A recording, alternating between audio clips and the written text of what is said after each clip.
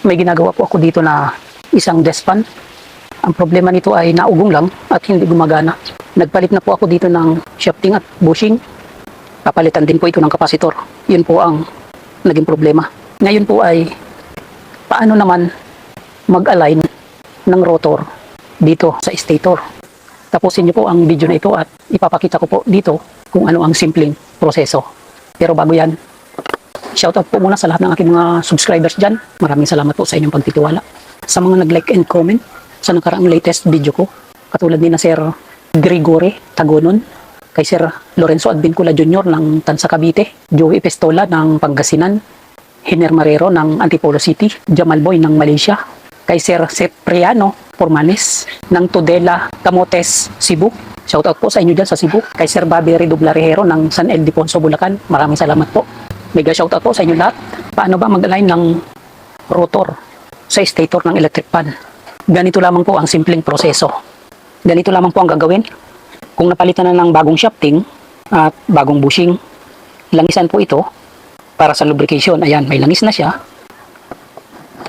Tapos ipwesto itong stator sa back housing. Ayan.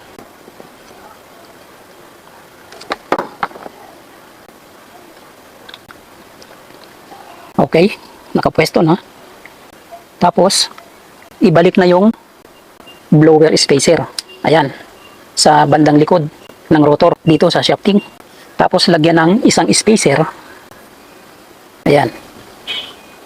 Sukatin. Siguraduhin lamang na tapat yung rotor sa stator. Kung makikita ninyo dyan, ito, yung linya na yan, napaikot sa rotor, ito, yung groove na yan. Dapat nakatapat po yan at naka-align doon sa kanto or gilid ng stator core. Ganito. Sukatin lamang. Mapapansin niyo medyo lubog pa. Kailangan nakatapat. Dito po tayo magdadagdag bawas. Kung sakaling may problema sa setting niya, dagdagan natin ng isang spacer para tumapat sa kanto. Ayan. Naging dalawang spacer yung nailagay natin, tumapat na doon sa stator yung rotor. Hindi baling sumobra, ito. Kailangan ang nakatapat ay yung guhit na paikot. Ganyan. So nakatapat na, okay na yung pangalawang proseso. Isunod natin na lagyan ng blower spacer ay itong bandang unahan. Tapos dagdagan natin ng isang spacer. Ito. Ganyan. Tapos ilagay natin sa front housing. Ilagay ang front housing. Tapos alugin natin siya. Kung may alog, posibleng luwag yung setting ng bushing. Dahil ito ay walang alog, ayan, kaliwa kanan, taas baba, good ang kondisyon.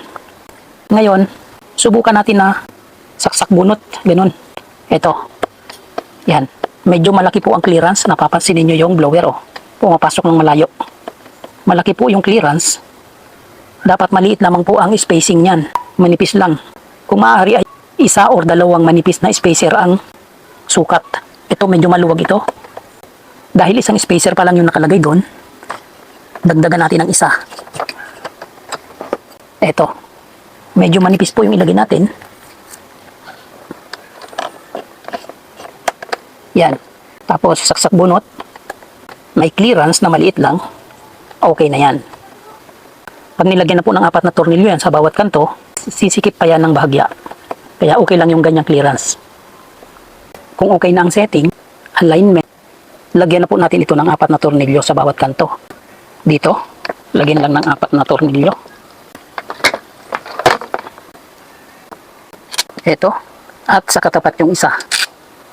Tapatan lang po ang paglagay niyan. Para kapag hinigpit siya ay sabay. Tapos isunod itong natitirang dalawa. Magkatapat din yan. Para balance ang paghigpit. Higpitan lahat.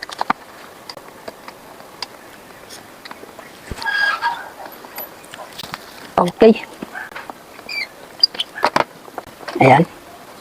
Mapapansin ninyo, yung spacing niya, lumiit ng bahagya.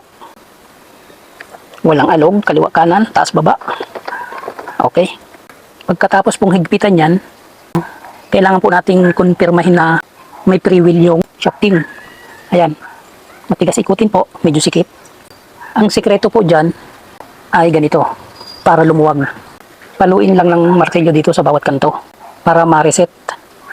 1, 2, 3. 1, 2, 3. Ayan. Oh, ayan. Pre-wheeling na. Ayan. Kanina, masikip yan. Ngayon, pre-wheel na. O ganun lang po ang pag-align ng rotor sa stator ng electric fan. Para sa mga baguhan, sana ay nakatulong po ito. At para sa mga magagaling na, congratulations. Paki-like and share po ng video para dumami pa ang matuto. Subscribe na din kayo at marami ko pa pong tutorials video. The real life Big S, real flow. expresses the reflections of a common worker. Driver, Technician and a barber.